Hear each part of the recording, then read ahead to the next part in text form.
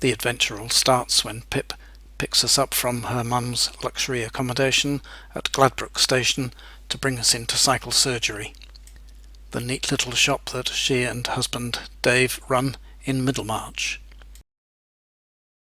We could have used a tandem had we wished, but actually everybody chose a conventional cycle, and we were all very happy with them. Through the gate we go on the first of 150 kilometres from Middlemarch to Clyde. We're in no rush, it's a nice easy ride along here, and we don't seem to have been going very long before we meet a group on their last day. It won't be long before they check their cycles back into cycle surgery in Middlemarch.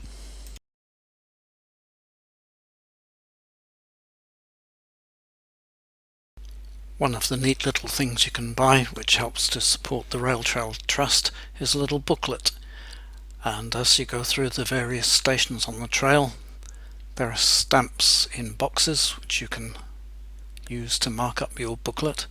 This one's Rock and Pillar Station, which makes a useful little place to gather the group together before setting off on the next stage.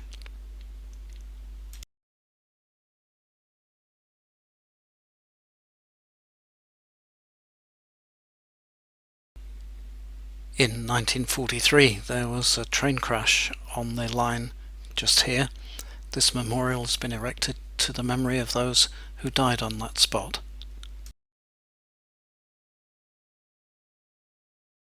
Over on our left here is the Rock and Pillar Range, and we notice that the clouds don't seem to be getting much higher. And you might think the trail is getting busy with people going the other way, but they are few and far between.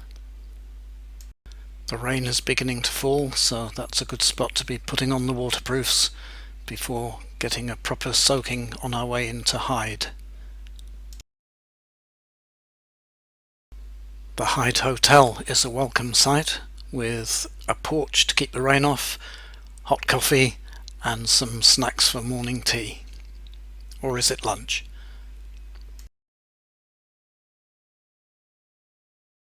Those of us who are really well organised remember to take the gel saddle covers off before parking the bikes outside, and they're the ones who have dry bottoms tomorrow.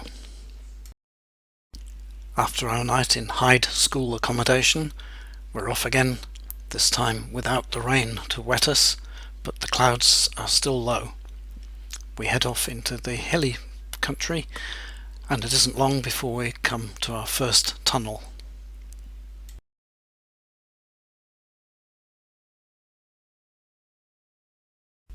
The tunnels on the trail are not lit, and this one has a curve in it, which means it's absolutely pitch black in the middle. Only the bravest of brave ride all the way through. Unless, of course, they've got a good headlamp.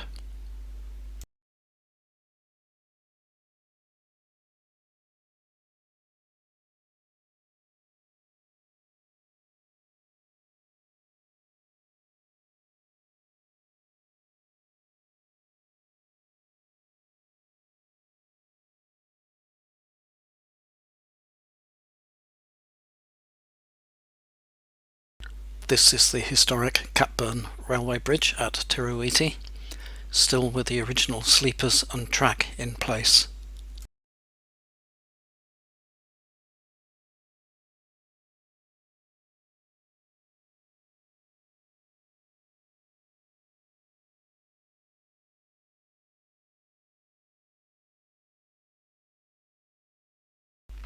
There are lots of beautiful autumn colours around to catch our eye.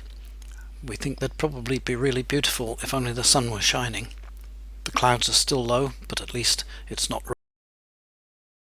And here's a beautiful spot for us to stop and have our lunch.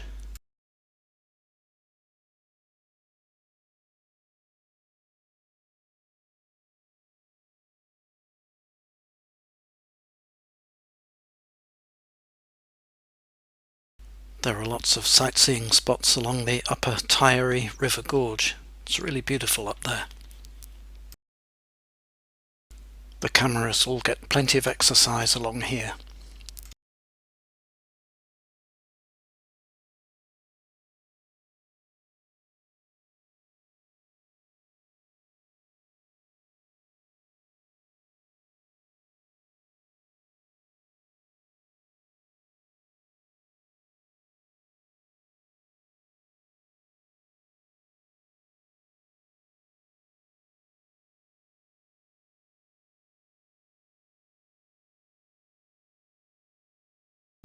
This is an interesting spot. Taieri Lake used to be just here. From this spot you would be looking out over a very large lake, a couple of miles long, but somebody dynamited the moraine dam and the water all went away. With it being a cold day, we were pretty pleased to see that Waipiata Country Hotel was open, and they gave us a really nice welcome, served us lunch and hot drinks, which set us up very well for the remaining few kilometres into Ranfurly, our destination for the day.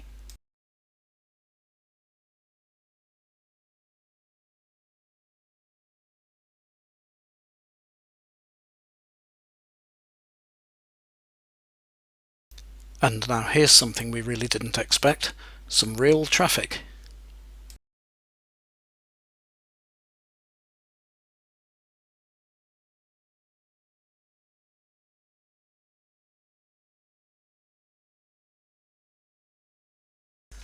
Ranfurly Station is well preserved.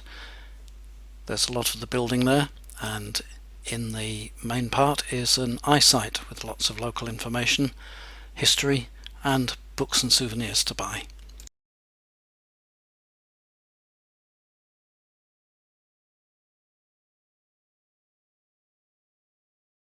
Another cyclist arrives at the same time as our group. You don't see too many of these. A one-legged German tourist with all his stuff on his cycle.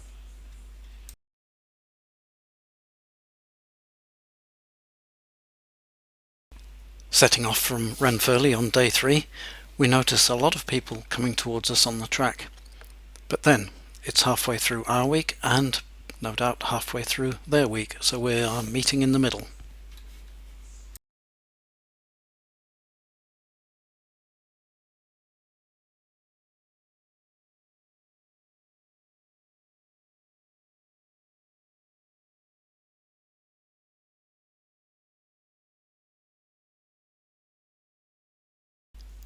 Now that we're getting quite high on the trail, we see that there are some big, wide open views around us. Really beautiful up here.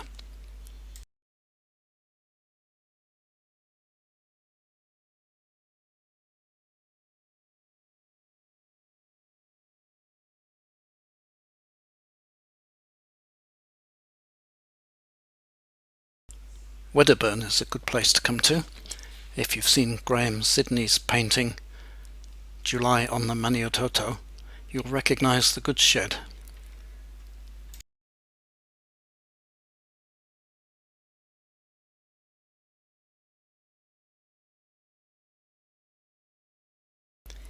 And just a short distance up the trail from the old station is the Red Barn Visitor Centre. Lots of interesting things in there, including an honesty box for your purchases. What a lovely place this is.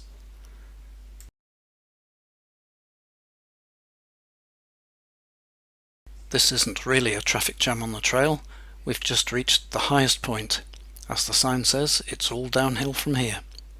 If only. There's a new tradition being born here of writing with stones, so Robin is pleased to add our little contribution to the hillside, at least for the moment. This is indeed a steady downhill bit, and we can pick up a good bit of speed, which makes us feel a little bit sorry for the tandem towing a trailer going up the hill the other way.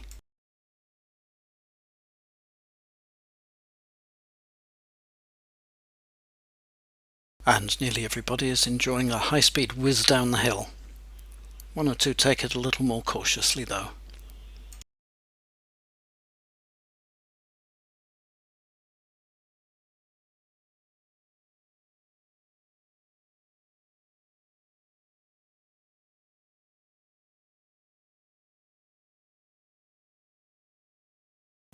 Today's destination is Otago. We're here at lunchtime, but there are lots of things to do in this town. But first, something really important.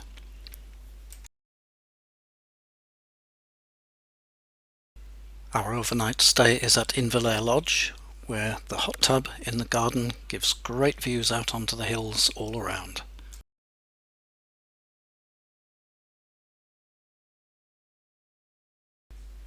It had to happen sooner or later. Today we have to share the trail with some sheep.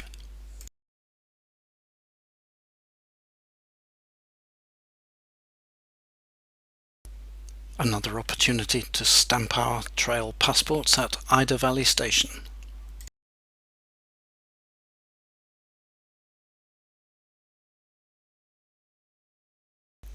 These huts used to be an important part of working on the railway. Now they inform us tourists about the local history and the area. And if you fancy just a one-day ride on the trail, this is a great place to get dropped off because you're about to go through some spectacular scenery and it's downhill.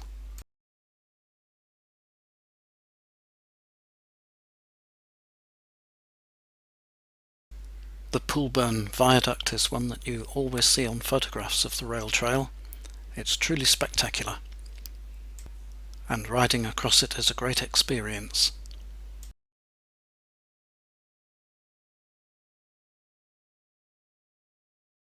And here comes another tunnel.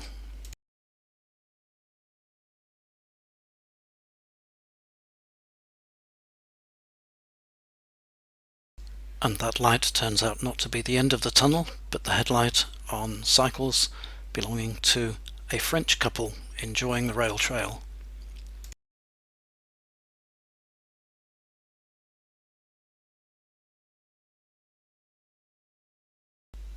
The views when you're out of these cuttings are wonderful, and just before this tunnel there's a lovely viewpoint, which is where two of our group members have decided they want to have their ashes scattered come the day.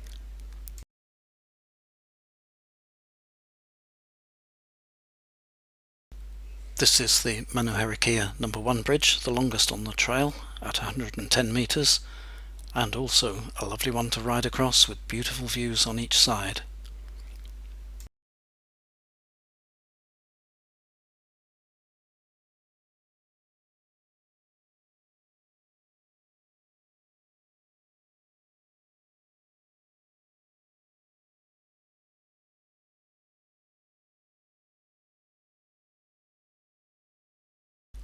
Lauder makes a great place to stop for lunch at the wonderful Stationside Cafe.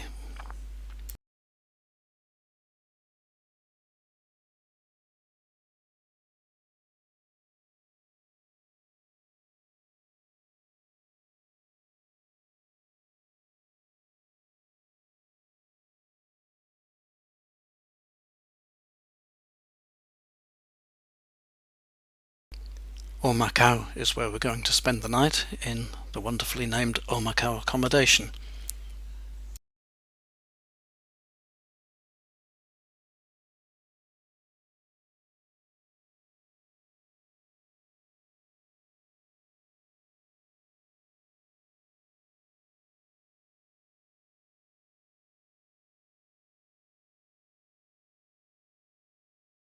And there it is, Omakau accommodation. After sampling the comfy chairs, cup of tea and all that good stuff, there's a place that's worth a visit, the little town of Ophir, just a few kilometres away. Lots of historic buildings, a famous suspension bridge, and just a lovely place to visit. And of course it would be rude to go past the lovely Art Deco Blacks Hotel without checking what's on offer at the bar. It's hard to believe that our last day is already here, but look at that lovely sunshine. It's going to be a great day on the trail.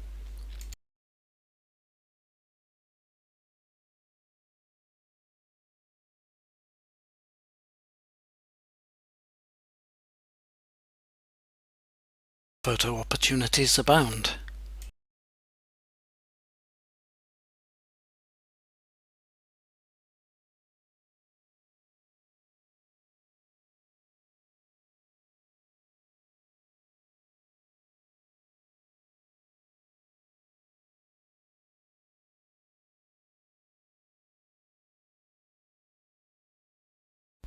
It's still downhill, so we can go quite fast along this bit of the trail if we want to.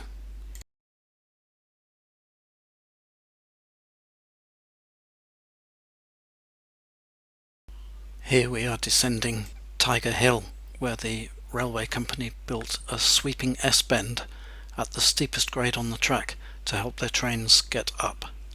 Chatto Creek Tavern is interesting inside, and they do a really good morning tea.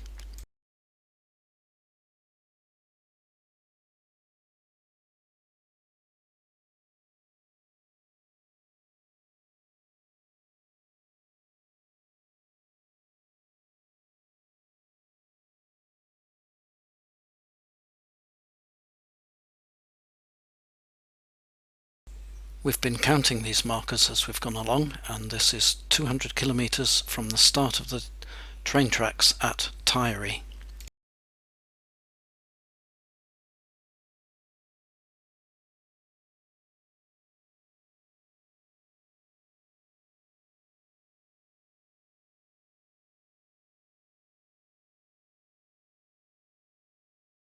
We're getting close to Alexandra here, and marvel at the work that went into creating the railway through this rough, rocky terrain.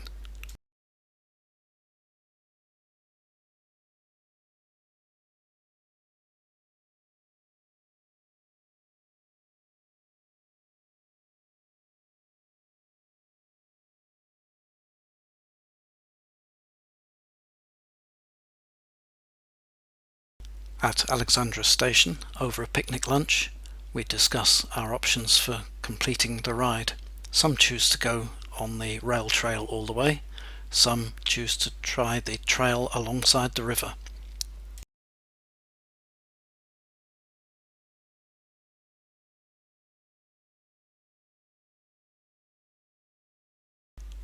And a mighty fine ride along by the river it turns out to be.